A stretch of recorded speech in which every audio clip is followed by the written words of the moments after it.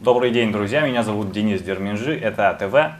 В очередном, втором по счету выпуске дебатов Informed, посвященных проблеме дезинформации, мы затронем два важных события. События, которые так или иначе повлияли на нас, граждан этой страны, и, соответственно, в результате которых у нас сформировалась определенная точка зрения или позиция о том, что это за событие и что может повлиять на то, будет у нас одна точка зрения или другая. Мы поговорим с гостями наших сегодняшних дебатов.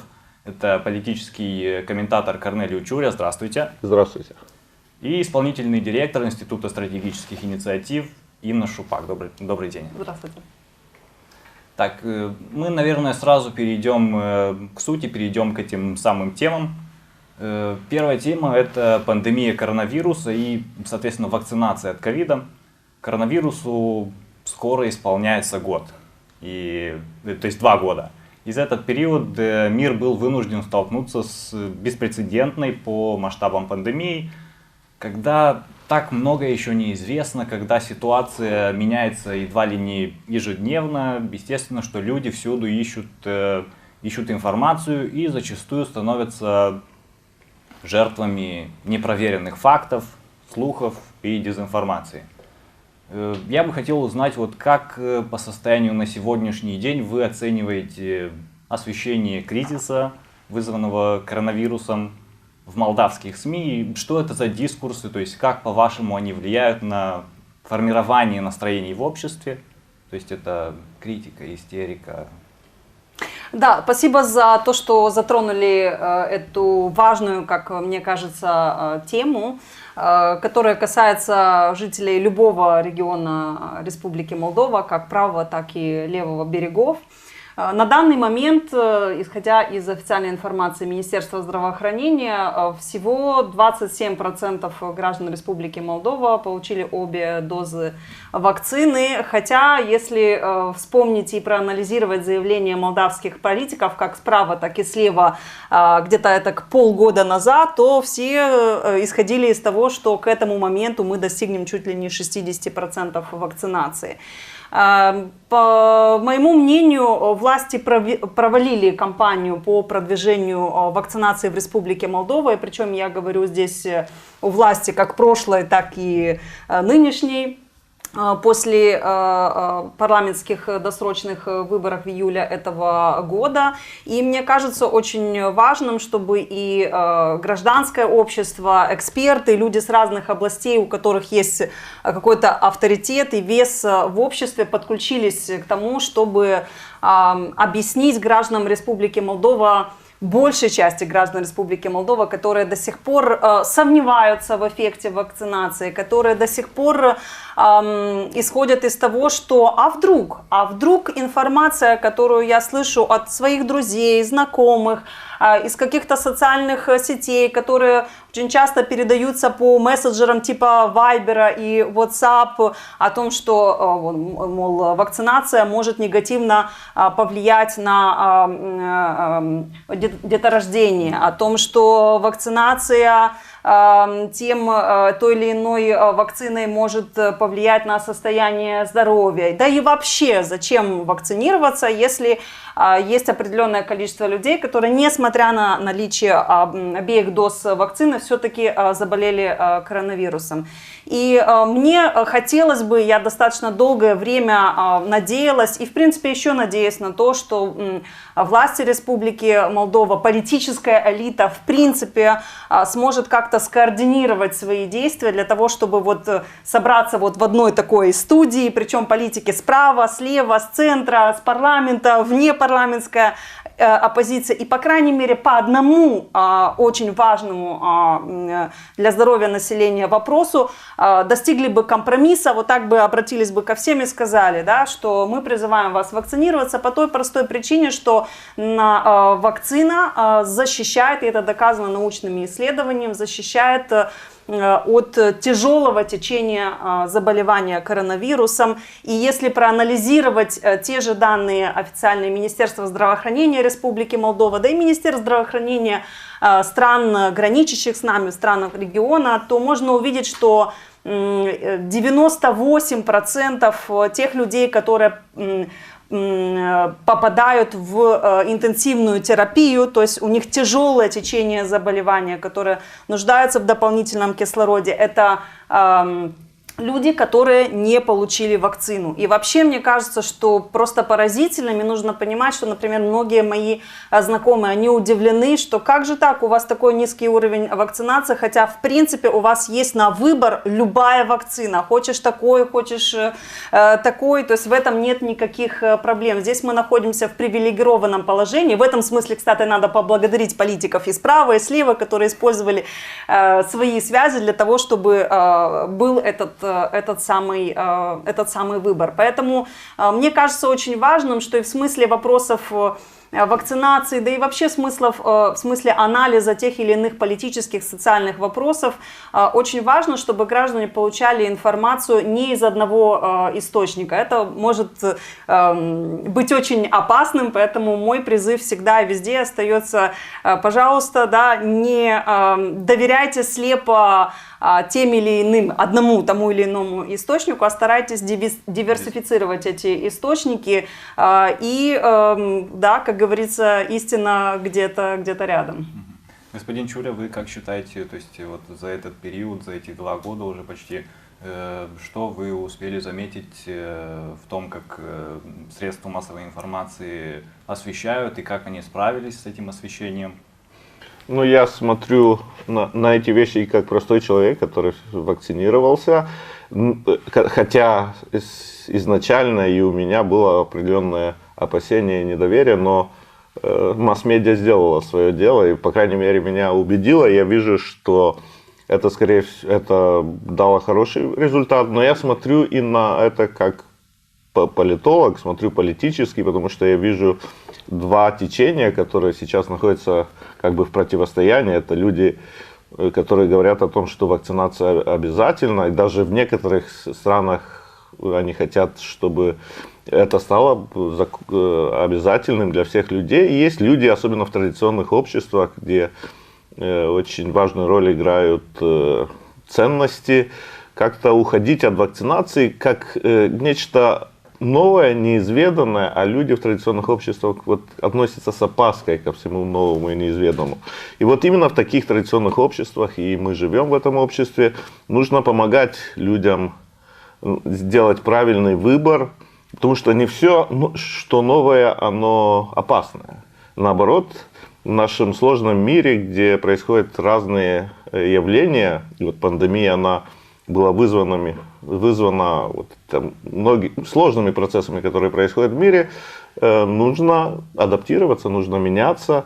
И именно поэтому, может быть, я думаю, телезрители видели, как в таких обществах политики, во-первых, вакцинируются, во-вторых, показывают людям, что они вакцинировались, для того, чтобы дать положительные примеры. Я вот совсем недавно, Владимир Владимирович Путин, президент России, вакцинировался повторно, и это было показано телевидениями всей страны. Для чего? Для того, чтобы люди поняли, что да, традиционное общество, Путин стоит на защите традиционного общества, но это нужно, это необходимо, и этим нужно заниматься. И вот это, можно сказать, битва вакцинаторов и антивакцинаторов, она протекает с переменным успехом, но мы надеемся, что в конце концов люди поймут, что это большая опасность, серьезная опасность, и не будут политически спекулировать, потому что бывают такие случаи, что на этом даже политики пытаются заработать очки, а будут заботиться о судьбах людей, и мне кажется, все-таки в конце концов постепенно становится ясным, что вакцинаторы победят антивакцинаторов и политически, но самое важное, это, чтобы это имело положительные последствия для людей, чтобы они не болели и не умирали от этой болезни. Вот вы заговорили об опаске населения в отношении к вакцинации. Иногда, вот, основываясь на свой мониторинг, замечал, как в некоторых СМИ в определенные периоды появлялись месседжи, возможно, и ненамеренные, о том, что, вот, допустим, в такой-то стране или там, в таком-то регионе кто-то скончался от вот после того, как привился такой вакциной. То есть это какие-то тенденциозные материалы с такими кричащими заголовками, которые в той или иной степени тоже формируют отношение общества к вакцинации неправильное. Конечно же, вот как объяснить людям, что стоит тщательнее относиться к выбору средств массовой информации, вот, из которых они привыкли черпать вот эти новости? Ну, я бы так сказал, что сегодня в эпоху интернета очень сложно отделить хорошее от плохого. То есть все находится в соседстве, все соседствует. И плохая информация или заведомо сфальсифицированная информация, она сидит рядом с правдивой информацией. Люди должны, ну, к сожалению, очень часто так получается, даже из собственного опыта познавать правду, сравнивая и иногда, к сожалению, даже ощущая на себя вредные последствия дезинформации. Но я думаю, у нас в Молдове уже достаточно примеров того, что эта болезнь, она представляет серьезную опасность, и от нее нужно уходить, нужно находить способы защиты, а самый эффективный это вакцинация. То есть, кроме попыток масс-медиа, правительства провести серьезную кампанию по информированию людей, есть и личный опыт людей, которые пострадали от этого. Тот факт, что цифры еще не радуют по вакцинации, говорит, что как бы работа, и это признают и предыдущие правительства, это признают сейчас и министр здравоохранения. Ну, в какой-то мере это недоработка всех, и это в то же время и следствие вот того, что наше общество, оно сохраняет вот эти традиционные устои, что является хорошим фактором, но нужно подправлять, нужно исправлять, нужно все-таки доходить до правильного понимания вот всей серьезности нынешней ситуации. Но я думаю, нужно продолжать в той же манере. И правительство, и гражданское общество, и масс-медиа должна формировать эту точку зрения про вакцинацию. Конечно, будет и противоположное. В демократии это неизбежно, но в конце концов, я думаю, что состоится консенсус по этому поводу. Но процесс еще идет. Я, кстати, здесь бы отметила, что вот Министерство здравоохранения наше делает ежеквартально социологические опросы для того, чтобы держать руку на пульсе и выявлять, то есть есть ли какие-то изменения в тенденциях отношения к вакцинации. Ну вот по последним данным, 28% населения Республики Молдова до сих пор продолжает сомневаться вообще в принципе в том, что коронавирус существует и что это является опасным вирусом. Да, все познается в сравнении. Если опять же смотреть тенденцию, то эта цифра постепенно снижается благодаря общим усилиям.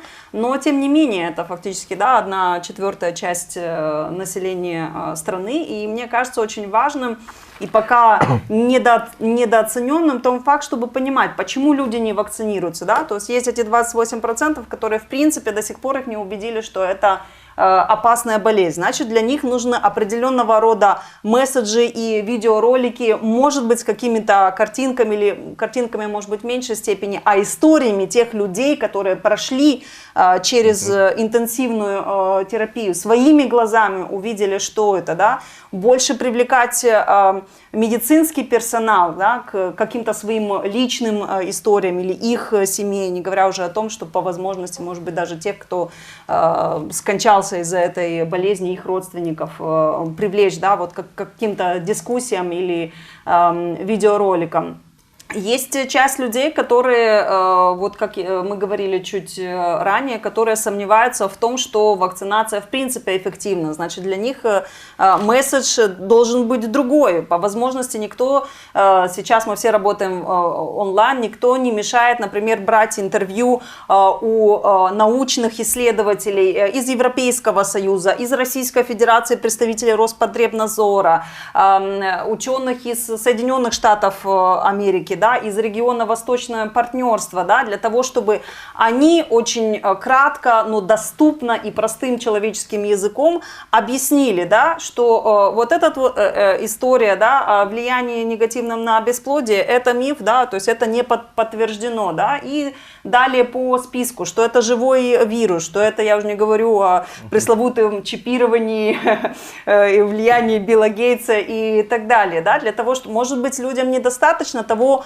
о чем им говорят общественные деятели и политики. Может быть, есть та категория людей, для которых важно удостовериться там, от ученых людей, которые занимаются не одно десятилетие этим. Но пока мы увидели от Министерства здравоохранения только один ролик. Хорошо, что он появился, но мне кажется, что вот сложно надеяться на какие-то долгосрочные изменения тенденций только на том месседже, что вот, мол, посмотрите, человек, который роет могилы на кладбище, потому что это их месседж, что, мол, места много, да, то есть, да, это может повлиять на определенную категорию людей, которые действительно боятся, переживают о себе, о своей семье, но это не все 70%, которые до сих пор вакцинировались, поэтому, естественно, я думаю, что в этом смысле, да, у нас так кажется, что нет никаких противоречий в этом смысле, то есть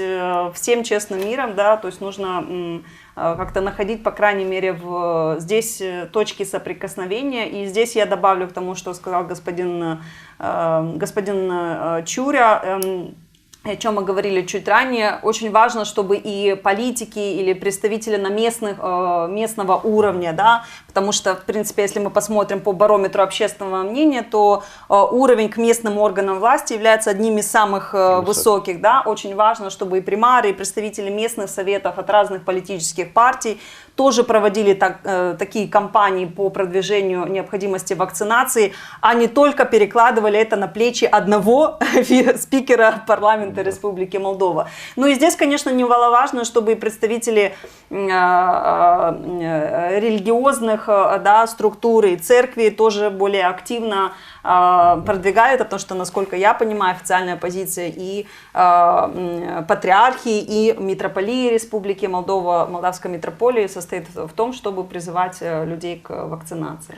Ну, я думаю, и последний фактор, люди у нас живо реагируют на геополитические течения, и откуда вакцина, это тоже очень важно, и я думаю, что, ну, в принципе, наше правительство решает эту проблему, должна быть вакцина как западная, так и восточная, чтобы у людей была возможность, если они боятся Билла Гейтса и каких-то там чипирований, то возьмите спутники и решите вот эту проблему, или наоборот. Поэтому, ну, у нас как бы появляется, есть широкий выбор вакцин, поэтому нужно смело к ним обращаться. Да-да-да, вот на недавнем буквально пленарном заседании, когда обсуждали вотум недоверия госпожи, ну, не госпожи Немиренко, то есть госпожа Немиренко отчитывалась, но вотум недоверия политикам Минздрава, и депутаты от оппозиции задавали вопросы, мол, когда вы привезете нам российскую вакцину, и буквально на следующий день уже была информация, или на предыдущий день, была информация о том, что да, Минздрав ведет переговоры с Российским фондом прямых инвестиций и собирается закупать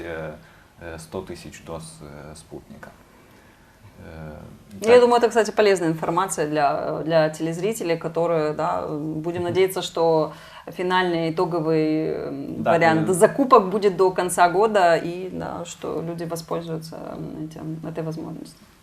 Да, сейчас хочется перейти вот именно к соцсетям, потому что в этот период многим, думаю, стало понятно, насколько огромную роль играют социальные сети в вопросе информирования населения, насколько это незащищенная среда, которая стала отличным, в кавычках, отличным инструментом для тех, кто намеренно создает и распространяет фейки, дезинформацию.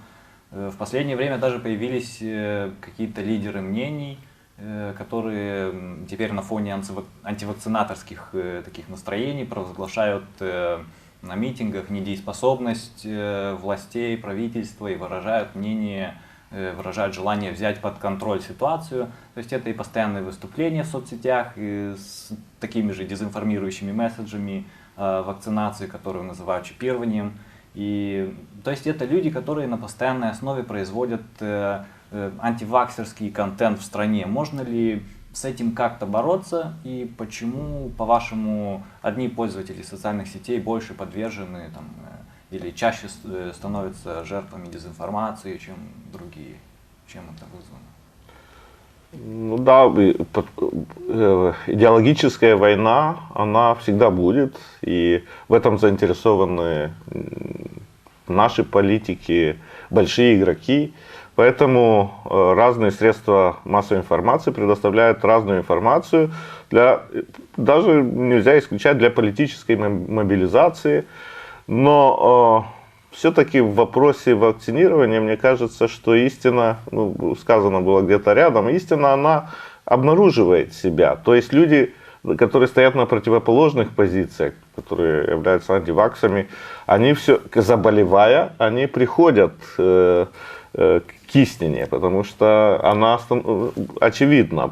Поэтому я думаю, что все-таки правда на стороне тех, которые предоставляют эффективные средства защиты против борьбы, потому что ничего нет важнее собственной жизни. Если ты ее теряешь, то ты проиграл во всем. Но пока мы видим и в соседних странах, например, в Румынии, эта армия антивакцинаторов, она еще сильна. Совсем недавно выгнали из зала заседания, вернее, не выгнали, известную женщину-депутат, которая воюет с вакцинаторами, призвали надеть маску. И она в конце концов, боясь того, что ее выведут из зала, потому что позвали полицию, нельзя просто так депутата вывести из зала, но позвали полицию, там проголосовали, она надела маску, тем самым пойдя навстречу законным пожеланиям, потому что это законная обязанность всех депутатов находиться в зале заседания с масками. То есть мы видим, что идет сложная и политическая борьба на эту тему, но в конце концов истина должна восторжествовать, потому что это что-то рациональное, то есть нужно сохранять жизнь. И в этом смысл всей нашей кампании, даже чем мы занимаемся сейчас. Вы знаете, Денис, я бы не согласилась с формулировкой вашего вопроса относительно того, почему одни люди более подвержены дезинформации, чем другие. Я считаю, что каждый человек имеет большой шанс как минимум раз в своей жизни оказаться жертвой дезинформации, причем даже не зная об этом. Столько времени, сколько человек будет информироваться только из одного и того же источника информации и слепо доверять, столько над ним будет висеть этот пресловутый дамоклов меч, что когда-то, да, и масс-медиа может ошибиться, или масс-медиа может, да, перейти из рук в руки, да, или смениться владелицей и так далее. Поэтому я думаю, что мы доверяя, но проверяя, то всегда, когда мы видим какой-то яркий заголовок, то, что вы говорили о том, что заголовок о том, что скончались люди, которые были вакцинированы. То есть, во-первых, желательно, да, найти и альтернативные источники для того, чтобы понять, действительно ли медики подтверждают, что смерть была от коронавируса, и вообще сколько, повторюсь, это процентное соотношение, как я еще раз повторю, согласно нашему Министерству здравоохранения, это 98% людей, из тех, которые попадают с тяжелым состоянием и течением ковида, они не вакцинированы. Относительно социальных сетей, это действительно большая проблема, потому что большая масса дезинформации, ложных новостей, которым поддаются граждане не только Республики Молдова, то есть тут не стоит, да, делать, не знаю, самую большую жертву, но тем не менее, это действительно социальные сети. Мне кажется, что все-таки ответственность за выявление этой дезинформации в социальных сетях и удаление этой информации нужно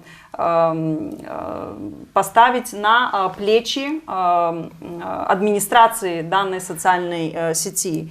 Я, признаться, достаточно с опаской и с определенной долей скептицизма отношусь к тому, чтобы давать полномочия, например, если мы говорим о Республике Молдова, службе информации и безопасности, по тому, чтобы применять меры по отношению к тем или иным медиа или интернет-медиа и профилям. Возможно, это связано с тем, что пока и уровень доверия, например, к той же службе информации и безопасности и государственным органам, оно еще достаточно низкое. И я признаюсь честно, я себя пока что на данный момент себя включаю в число тех, которые не всегда с доверием относятся к той или иной информации. Это доверие формируется? Да, поэтому и всегда есть вероятность, я, по крайней мере, к сожалению, подчеркну это, но я пока, у меня нет уверенности в том, что если сейчас ты даешь эти полномочия тому или иному государственному органу, в частности, если это служба информации и безопасности, то первый какой-то промежуток времени или определенное время, да, действительно будет вестись борьба и закрываться источники, распространяющие дезинформацию, например, по вакцинации. Это легче проверить и увидеть, да, пощупать, идентифицировать, но чтобы это не превратилось в практику, которая, как мы знаем по недавней истории Республики Молдова, может стать порочной, и там легко перешагнуть Рубикон и уже заняться удалением профилей оппозиции к власти. Причем я здесь говорю безотносительно от того, какого цвета сейчас власть и оппозиция. Поэтому мне кажется, по крайней мере, в среднесрочной перспективе, что было бы логично эту ответственность дать и переложить на администраторов социальных сетей. Понял. Господин Чуря говорил о серьезной борьбе, в том числе политической, и, наверное, мы перейдем уже к этой части. То есть значительная часть молдаван до сих пор не вакцинирована от коронавируса, и четверть, судя по опросам, либо не планируют, либо вообще не верят в коронавирус. И власти считают, что всему виной недоверие людей к вакцинам. Но врачи, с которыми мне очень часто по долгу работы приходится общаться, уверяют в том, что дело вот именно в соцсетях и в том, что некоторые политики слишком политизируют эту тему ковид-вакцинации, пытаясь заработать на этом политические баллы. И наглядный тому пример, вот этот недавний вотум недоверия политикам Минздрава, который инициировали в парламенте, который не прошел. Депутаты от оппозиции пытались доказать, что министерство не справляется с коронакризисом, но все переросло в продвижение каких-то антивакцинных теорий, негативных слухов или просто информации, которая не основывается на фактах. В таких условиях, как думаете, насколько вообще заинтересованы политики в том, чтобы бороться с дезинформацией и фейками, и то есть неудобнее ли использовать это в свою какую-то пользу? И, кстати, я очень внимательно наблюдал за этими дебатами в парламенте, когда обсуждали вотум недоверия, потому что вот чисто на ощущениях мне казалось, что аргументы против Немиренко, против министра здравоохранения, они беспроигрышные. Вырос уровень заболеваний, вырос уровень смертности. То есть, как бы казалось, что игра будет в одни ворота. На самом деле, просмотрев все, я принял к сведению и аргументы госпожи Немиренко. Она привела статистику, что все-таки статистически мы далеко не на первых местах по всему этому. Понятно, что мы все сожалеем про уровень смертности. Это еще раз нам показывает, что недоработки в плане вакцинации, потому что это самый эффективный способ защиты. Но в принципе, нужно признать, что у Министерства здравоохранения была собственная позиция, точка зрения. Она, в принципе, нельзя сказать, что она не была убедительной. То есть, мне показалось, что те меры и закупки вакцинации, и закупки разных аппаратов, то есть, все это делается, причем с помощью Запада, и это должно помочь. Но опять есть фактор, на который мы не можем повлиять, это волна. Мы попали опять в кризис, не знаю, какая-то уже третья или четвертая, да. И она бьет не только по нам, она бьет по всем. Причем вот в Австрии там вводят уже обязательную вакцинацию, и там тоже на Западе люди не все согласны с этим, вы видели какие-то там протесты. То есть следует признать, что Министерство здравоохранения делает, я думаю, все, что оно может сделать, но в конечном итоге защита против этого всего, она в головах людей. Если дойдет до наших людей, что нужно вакцинироваться, потому что все признают, это единственный способ, в принципе, побороть или сдержать вот эту пандемию, нужно просто как-то или убедить людей, чтобы они вакцинировались, или заставить их. Вот австрийцы идут по второму пути, обязательная вакцинация. Но мне кажется, что может быть, мы не настолько демократичны, но в данном случае правильно вот такой более рациональный подход, не обязывать людей, а убеждать. И я думаю, что в конце концов мы победим ее вот за счет того, что убедим людей вакцинироваться. Кстати, я бы здесь отметила, вот господин Чуря сказал, что нашел время и проанализировал воочию заседание парламента, касающееся конкретной темы возможной отставки министра здравоохранения. Я бы здесь добавила и по возможности, может быть, даже и посоветовала, у кого, конечно, есть время, желание, возможность, формировать свое мнение относительно происходящего в парламенте, в муниципальном совете, в городском совете, тогда, когда есть онлайн-трансляция, делать это самостоятельно, потому что зачастую по итогам заседания парламента, например, появляются заголовки, там кто-то смотрел какое-то видео депутат, кто-то с кем-то, подрался у нас особо пока что этого нет, да, кто-то какая-то перепалка, но зачастую теряется суть вопроса, а иногда некоторые высказывания тех или иных депутатов, они просто переворачиваются с ног на голову. То есть всегда важно, конечно, смотреть первоисточники, смотреть непосредственно заседание, формировать свое собственное ощущение и понимание, как и что это было. Надо признать, что, кстати, и об этом сказал один из депутатов оппозиции во время, такая вот правда, которую нужно принять, понимать, осознавать и из этого исходить, сказал один из депутатов оппозиции во время другого слушания, которое было на днях в парламенте относительно отчета Координационного совета по аудиовизуалу, в результате которого этот отчет не приняли и, соответственно, по новому измененному законодательству отправили в отставку всех членов КСТР. Так вот, там зашла речь и о дезинформации. Один из депутатов оппозиции, входящий в руководство парламента, сказал, послушайте, надо признать, что мы все 101 депутат парламента хотя бы один раз, или все наши политические партии, которые попали или не попали в парламент, они сталкивались, были жертвами дезинформации, но в то же время когда-то и продвигали дезинформацию. Да? Поэтому нужно сесть, обсудить, как с этим бороться. Причем, чтобы это не было... не исходило из нынешней конъюнктуры, неважно, кто сейчас в большинстве, потому что через 4-8 лет это большинство может и, наверное, исходя из демократических процедур, поменяется, что-то делать на долгосрочную перспективу, но ни в коем случае это не должно быть, мы сегодня во власти, здесь и сейчас, мы сейчас подстраиваем под себя, потому что в обязательном порядке и история, и наша житейская мудрость подсказывает, что это обязательно бумерангом когда-то вернется. Мне кажется, что один из моментов, которые могли бы и депутаты обсудить, да и, наверное, и гражданское общество, при этом я, безусловно, не претендую на истину в последней инстанции, мне кажется, что в первую очередь, когда мы говорим о том, кого, каким образом нужно наказывать за продвижение ложных, фейковых новостей, это в первую очередь должны быть политики.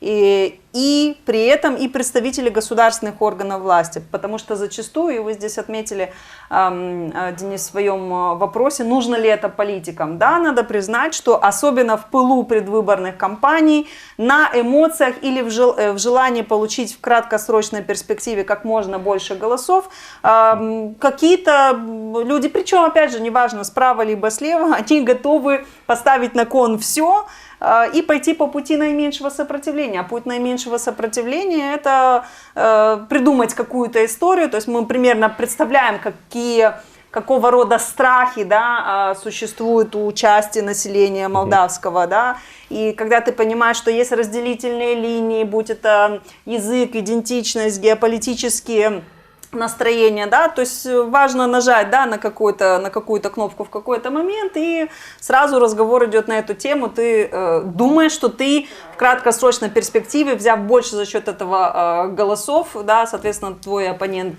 что-то теряет, но нужно понимать, что, опять же, это бумеранг, да, это точно таким же образом возвращается, поэтому я полагаю, что да, когда мы говорим о наказании вещателей, телерадиокомпаний или социальных сетей, это, конечно, об этом нужно говорить и обсуждать, но зачастую они распространяют те фейки, которые транслируются политиками, либо политики, заплатив троллям, да, или этим, собственно говоря, или социальным сетям, или телевидениями, масс-медиа, они их транслируют. Поэтому, да, и плюс ко всему нужно, конечно, не забывать о том, чтобы исследовать и провести анализ насчет транспарентности финансирования медиа, да, или тех или иных каналов, да, просто и чтобы люди понимали, да, ну, то есть, ага, вот, да, то есть они получают деньги, например, из офшора, кто, конечно, является владельцем.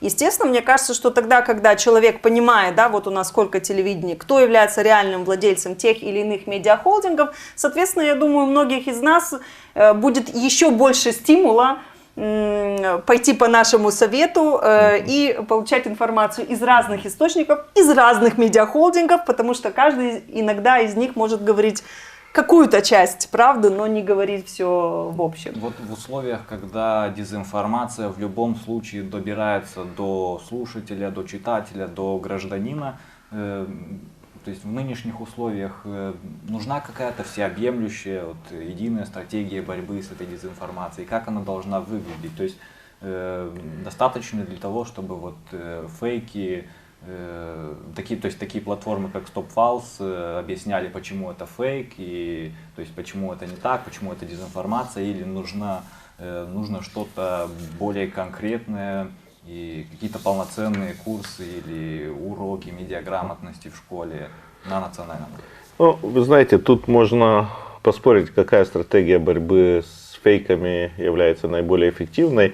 Многие считают, ну, у нас эта проблема появилась в основном после 2014 года, известных событий в Украине, гибридная война, элементы гибридной войны, и дезинформацию начали рассматривать как инструмент ведения войны с неприятелем, со странами, с которыми ты относишься, состоишь в недружественных отношениях.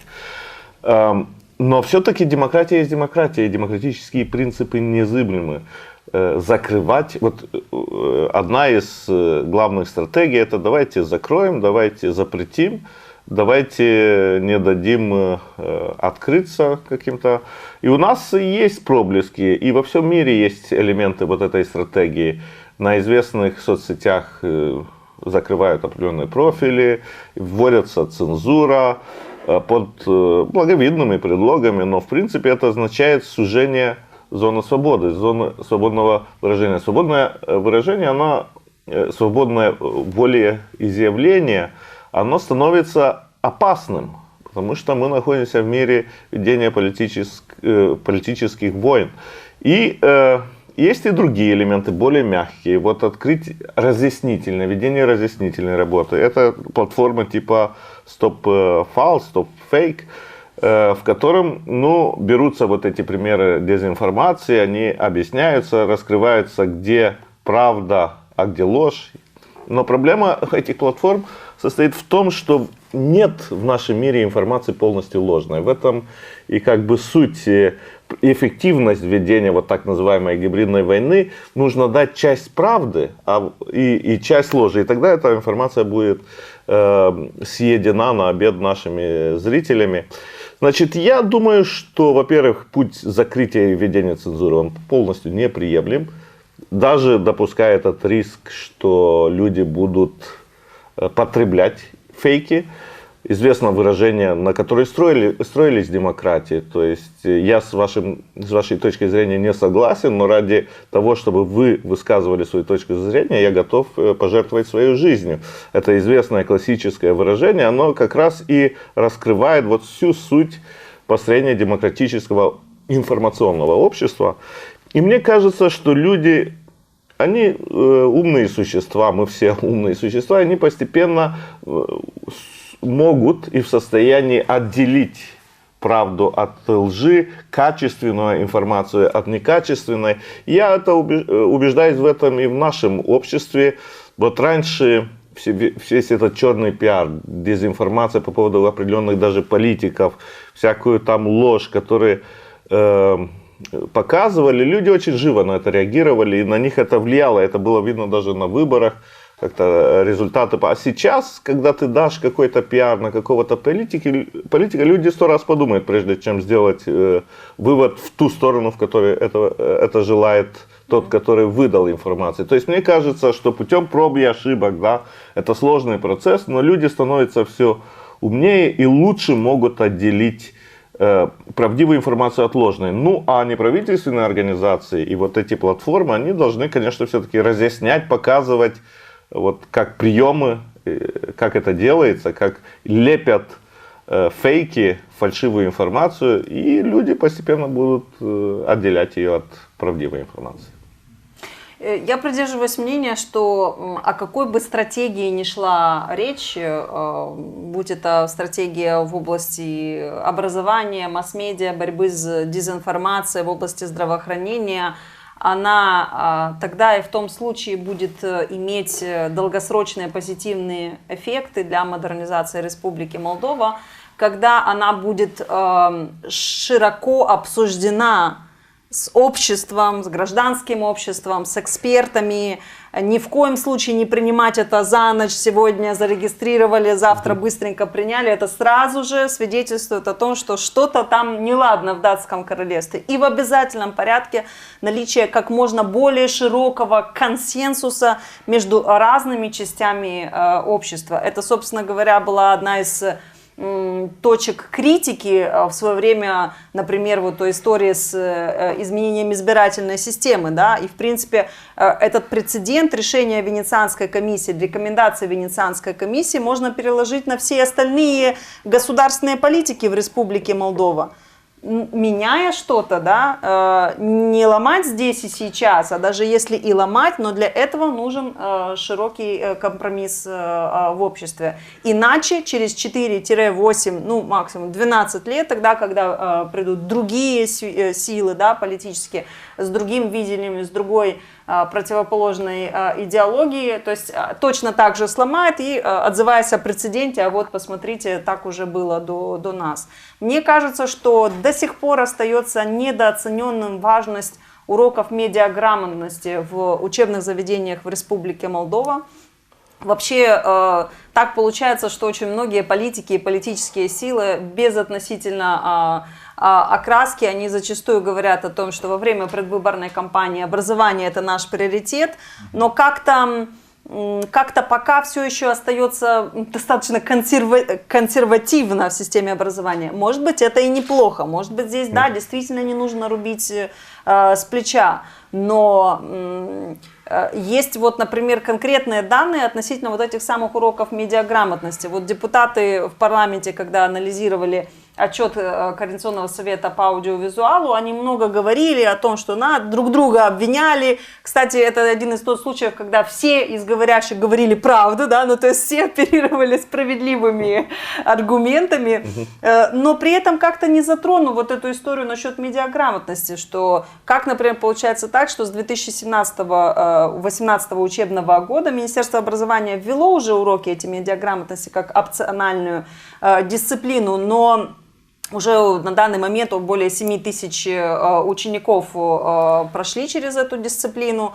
Много это или мало, наверное, телезрителям судить. Но до сих пор только всего 30 учебных заведений с преподаванием на русском языке в Республике Молдова ввели эту дисциплину опциональную. Но по той простой причине, что у них большая нагрузка в этих учебных заведениях, и у них недостаточно часов для того, чтобы вести эту дисциплину. А в колледжах, в техникумах у них вообще в принципе нет часов для опциональных дисциплин. Но мне кажется, что если у депутатов разных политических партий действительно благие намерения, да, и то, о чем мне говорят, что надо бороться, ну почему бы нет? Давайте, да, доверим это профильной парламентской комиссии по образованию, культуре, масс-медиа, выйдет на парламент, и почему же? Может быть, это будет один из тех моментов, когда будет полный консенсус, да, потому что, и это, кстати, касается не только непосредственно уроков медиаграмотности. Понятно, что это нужно рассматривать в комплексе. Ты не можешь в течение 45 минут, вот ты рассказал, да, а вот идешь на другие предметы, да, там, например, история, да, например, или какие-то другие предметы, и там ты закован в рамки, да, ты не можешь, чтобы получить хорошую оценку, ты должен сказать то мнение, которое транслирует, например, преподаватель, да, или которое тебе указано в учебнике, да, по тому или иному предмету. То есть мне кажется, что нужно смотреть более шире и как-то давать возможность ученикам, студентам анализировать самостоятельно, а не давать им вот это было так, вот это вот черное, это белое, да. Если ты скажешь наоборот, то, соответственно, ты не сдашь, например, экзамен по бакалавриату. Так быть не должно, и нужно как бы стимулировать вот это самое демократическое видение и возможность высказывать свою точку зрения, начиная и вот с системы образования. Мы, наверное, тоже посмотрим шире и перейдем уже к следующей теме, к нашей второй. Это газовый кризис, газовый вопрос. В октябре месяце это словосочетание у нас обрело особую популярность в Молдове по известным нам всем причинам. То есть вместе с обсуждениями газового вопроса в обществе и СМИ появились материалы, которые намеренно, либо ненамеренно вводили как-то в заблуждение читателей. И тут правительство, вводя режим ЧП из-за газового кризиса, решило, то есть одним из пунктов была координация деятельности СМИ в отношении информирования населения о причинах и о масштабах чрезвычайного положения. То есть служба информации и безопасности обязали мониторить СМИ, не публикуют ли те фейки о газовом кризисе, о мерах правительства и масштабах ЧП. Многие журналисты отнеслись к этому с опаской, но по итогу получилось, что за период ЧП заблокировали 3 сайта, и «Комсомольскую правду», по-моему, то есть обязали удалить один из фейков, который появился на их страницах. По-вашему, вот этот пункт про мониторинг СМИ, был ли он эффективным в данном случае? Не может ли такой мониторинг вылиться в нечто более грубое? Ну, конечно же, представители общества, представители гражданского общества всегда ставят себе этот вопрос, когда вводят более суровые меры по поводу высказывания разных мнений, то, конечно же, люди начинают себе задавать вопросы, а не ввод ли это ли здесь цензуры? И не повторят ли этот пример, например, с газом по всем другим политическим вопросам. Поэтому, я думаю, и наши политики понимают, что это очень опасный путь.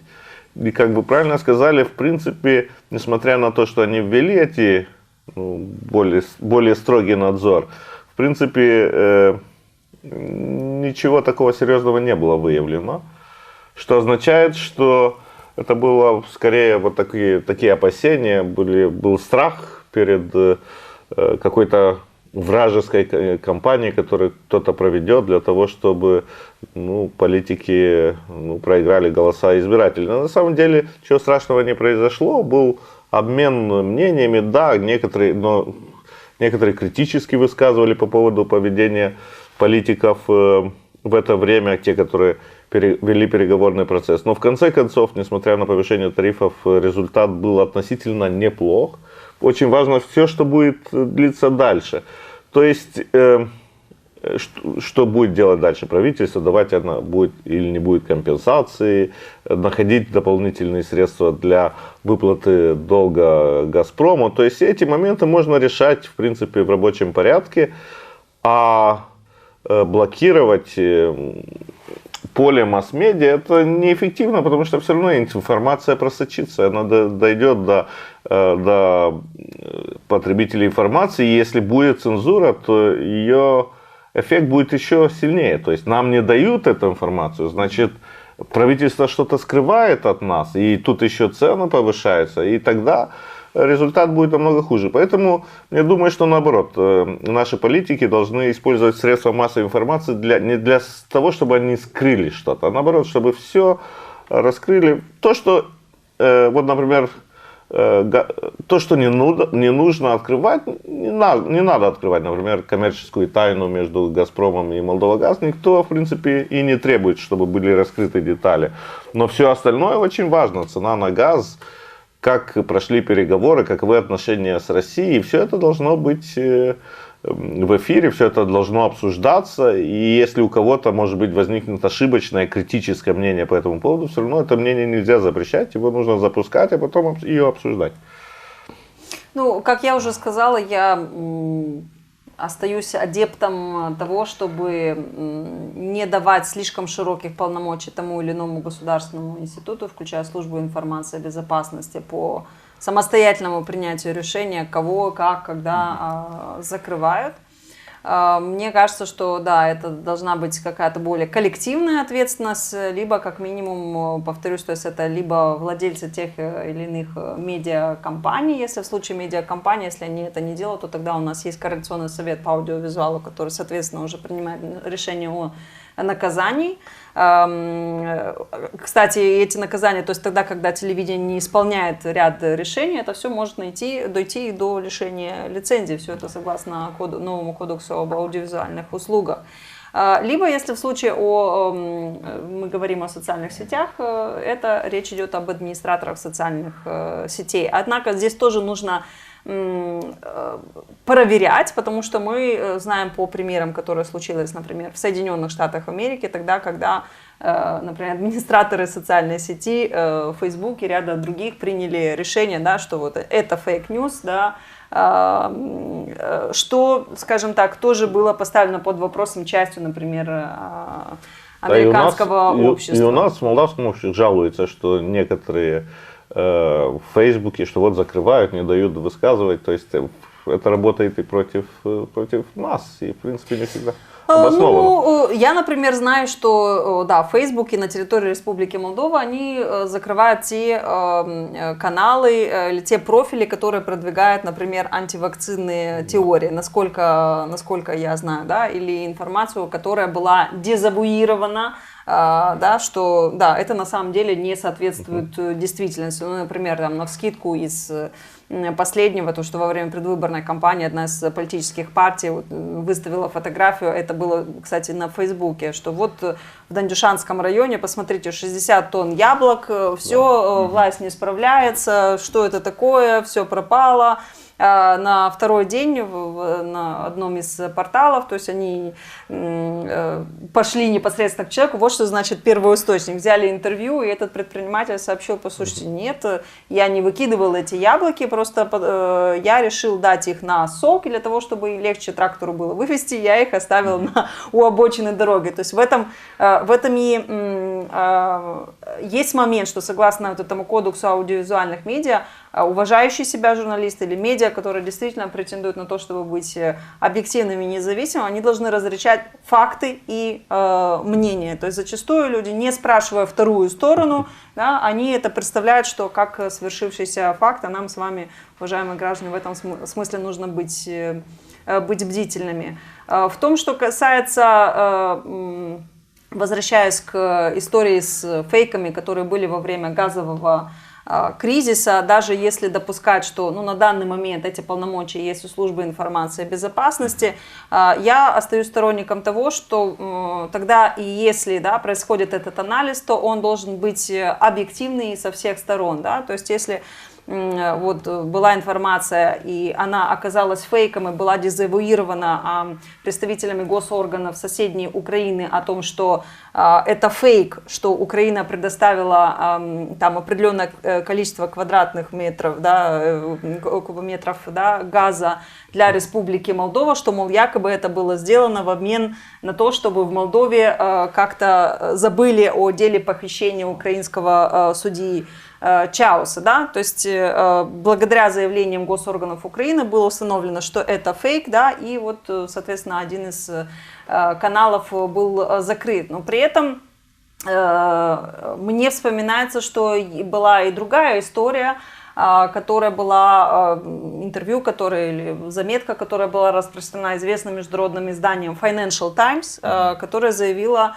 о том, что во время переговоров молдавского правительства Молдова-Газ в Москве, значит, Российская Федерация использовала методы шантажа с тем, чтобы, да, если вы хотите более удобный контракт, лучшую цену, то тогда вы должны отказаться от своего европейского пути, приостановить там ряд пунктов соглашения договора об ассоциации и так далее. Так вот, 1 ноября тех, кому интересно, могут прочитать интервью госпожи президента Майи Санду, корреспонденту российского коммерсанта Владимиру Соловьеву, где он ее 2 раза спросил четко, так, по вашей информации, было давление и шантаж со стороны Российской Федерации? Госпожа Санду отметила, что нет, ничего такого не было. Он еще раз спросил, так Financial Times об этом говорит, ничего такого не было. То есть получается, что вообще по сути это была фейковая новость, да, и было бы, наверное, да, вот правильно для меня, да, объективно, да, для того, чтобы и мы, как гражданское общество, да, и соответствующие тоже структуры, тоже вот уточнили этот момент, потому что всегда, безусловно, напрягает, когда тебе кажется, что есть какие-то двойные стандарты, да, и кто-то говорит, что это фейк только когда тебе удобно, а когда неудобно, как бы помалкивать. Так быть не должно, и я искренне надеюсь, что пока что остаюсь в этом смысле идеалистом и романтиком, если хотите, но надеюсь на то, что будет вот этот компромисс всех сторон политических сил, которые должны понимать, что, опять же, пресловутый бумеранг, да, он им вернется, если они согласятся на неправильные правила игры сейчас. На этом, мне кажется, все. Наш второй выпуск дебатов, посвященных дезинформации, Informed, подходит к концу. И хочу напомнить нашим телезрителям, что у нас в гостях в этой студии сегодня были политический комментатор Корнелий Учуря и Инна Шупак, исполнительный директор Института стратегических инициатив.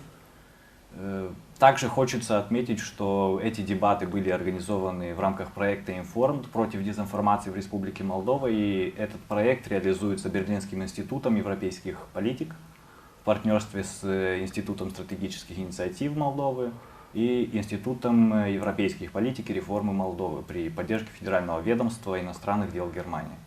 С вами был Денис Дерменжи, спасибо большое. Спасибо, берегите себя.